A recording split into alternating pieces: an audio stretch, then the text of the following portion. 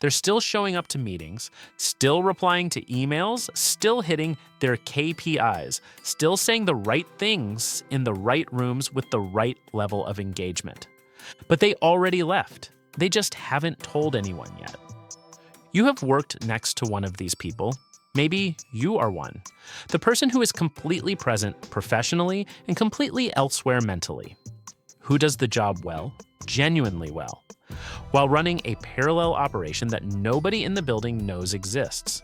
They are not coasting, they are not checked out. They are executing two strategies simultaneously, and the second one is the one that matters. Here is the psychology of how they do it. Shift 1. They stopped asking the job to mean something. This is the first move. And it is counterintuitive enough that most people never make it. Most people who want to leave a job spend their emotional energy fighting the gap between what the job is and what it should be. The unfulfilling meetings, the misaligned values, the distance between what they are capable of and what the role requires. They want the job to be better. They want to feel differently about it. They are in a relationship with the job, and the relationship is failing. The quiet exits made a different decision. They stopped asking the job to be meaningful and started asking it to be useful. The job pays for the rent while the real work happens in the evening. The job provides health insurance while the independent income builds, to the point it can pay for its own. The job offers a training budget, a professional network, a set of skills used daily that someone outside the building will pay to access. The moment they made this shift from the job as identity to the job as infrastructure, the resentment drained out. Not because the job improved, because the job stopped being the point. A job that funds your exit is easier to perform well than a job that is supposed to fulfill you. The pressure is off, the role becomes a role. The mask fits better when you stop needing it to be your face. The first rule, the job stops feeling like a trap the moment you start using it as a tool.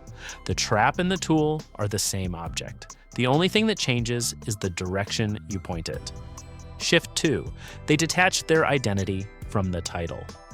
Watch what happens when you ask most professionals what they do. They tell you where they work, or they tell you their title. The identity and the employment are fused in a way that neither of them fully chose. The quiet exit surgically separated those two things, not publicly. Publicly, they remained exactly what their business card said, but privately, they stopped measuring themselves against the corporate hierarchy, stopped caring about the promotion timeline, stopped feeling the status anxiety that runs underneath most professional environments, like a low electrical current. This separation is psychologically protective in ways that matter practically. When your identity does not live in the title, losing the title costs nothing. You can be restructured, made redundant, or simply walk away without an identity crisis attached. The job ends. You remain. It also frees up a significant amount of cognitive space. The mental energy spent managing status, tracking who is ahead, who noticed your contribution, whether the manager's tone in this morning's meeting implied something, is energy that can be redirected.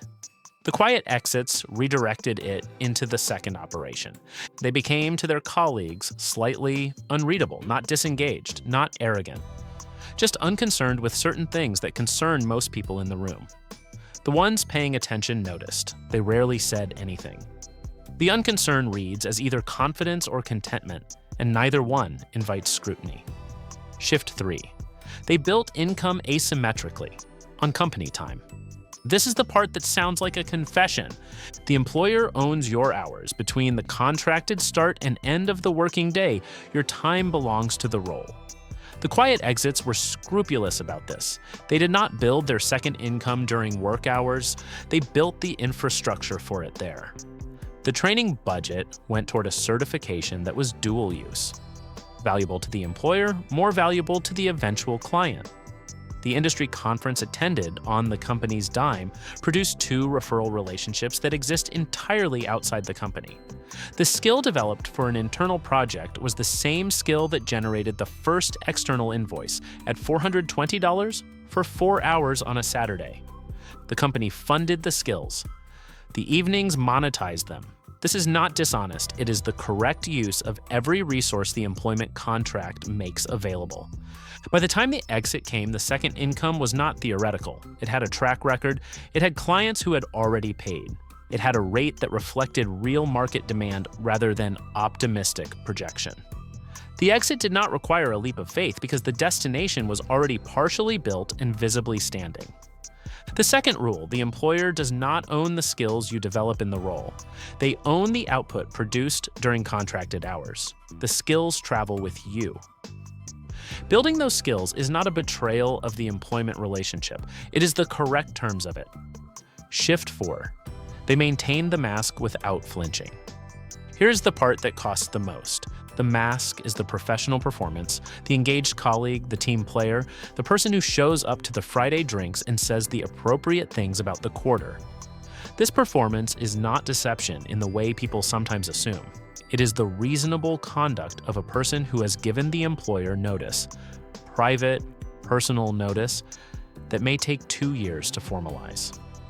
The quiet exits maintained this performance at a high level, not because they feared getting caught, because they understood that the exit depends on the job remaining stable until it is no longer needed. A person who visibly disengages risks being managed out before the second income is ready to carry the weight. The mask is risk management. It also requires a specific psychological skill, the ability to be fully present in a conversation that does not matter to you while keeping the thing that does matter in a separate and protected part of your attention. This is not compartmentalization in the clinical sense. It is prioritization. The meeting gets your professional competence. The second operation gets your ambition. Most people find this uncomfortable. The quiet exits found it clarifying. When the job is no longer the destination, the performance of doing it well becomes straightforward. There is no ego at stake. There is no identity riding on the outcome of the strategy session. You can be genuinely useful without needing it to mean something. That usefulness, ironically, often makes them some of the better performers in the room during the years they are preparing to leave it. Shift 5. They executed the private plan with public patience. The exit has a timeline. The timeline is private. The quiet exits did not announce a departure date, did not confide in colleagues, did not hint at the LinkedIn profile updates or the client conversations, or the revenue spreadsheet that lived in a folder the employer's laptop would never open. Not from secrecy as a value, from understanding that the plan exists in a different conversation from the one the job occupies, and that mixing those conversations serves neither. The public patience is real. They were genuinely patient. And 3 years is a long time to build a second income while maintaining a first. The patience was not resignation. It was the natural disposition of someone who knows where they are going and is not in a hurry to arrive before they are ready. This patience reads from the outside as contentment, which is fine. Contentment does not invite intervention. Contentment does not trigger the HR conversation. Contentment buys time. And time compounding in the same direction across 3 or 4 years of quiet, consistent building produces the thing that cannot be manufactured quickly. A client list with history, a reputation that exists independently of an employer's reference, a financial floor that does not collapse when the job ends. The third rule, the private exit plan, is not a secret, it is a boundary. The work of building it is serious. The announcement of it is simply the last administrative step in a process that was already complete. Close. Nobody noticed because there was nothing dramatic to notice. No performance review revealed the plan. No colleague stumbled on the second email account. No late-night client call was overheard in the car park. The exit happened the way most real things happen. Incrementally, quietly, in the hours that nobody was watching. The meeting attendance did not drop.